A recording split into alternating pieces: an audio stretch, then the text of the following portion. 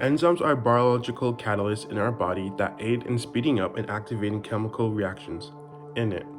Although most of the time they are necessary for our health, there are genetic disorders that makes these chemicals harmful to our body. One primary example of this are blood clotting disorders and how the coagulation cascade in our body is meant to heal tissue wounds can become dangerous to us. There are two important enzymes that aid in this chain reaction.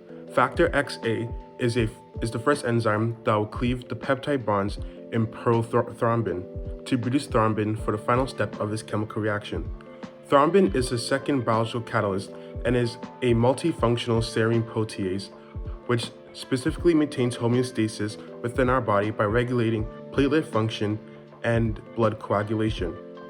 Thrombin is used to convert fibrinogen, which is the substrate, to fibrin, the product, in the final step of the coagulation cascade reaction that is used for tissue injuries. The problem lies when hypercoagulability occurs and there is an increase of one's blood clotting factor, which is thrombosis, which can lead to numerous hypercoagulable states and blockage of vital blood vessels. To resolve this issue, blood thinners are used to halt the coagulation cascade process so the production of thrombin and fibrin will slow down to a normal rate.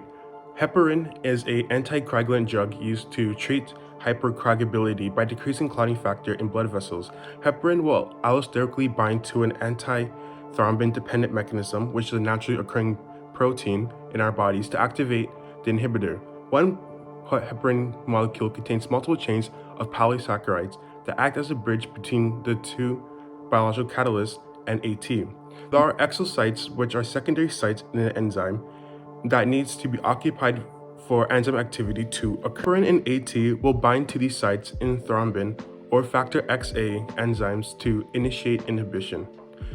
Coagulation cascade has been halted through feedback inhibition, so factor XA can no longer catalyze prothrombin, and thrombin can't convert fibrinogen to fibrin, so blood clots will not form. This relationship between blood thinners, factor XA, and thrombin is relevant to our society because many Canadians suffer from strokes, which can decrease one's quality of life.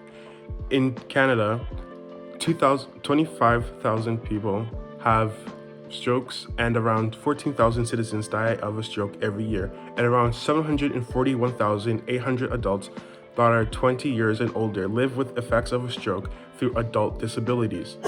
It's important for our healthcare workers to understand how enzymes in our body can disrupt homeostasis so that it can be treated with the appropriate treatment.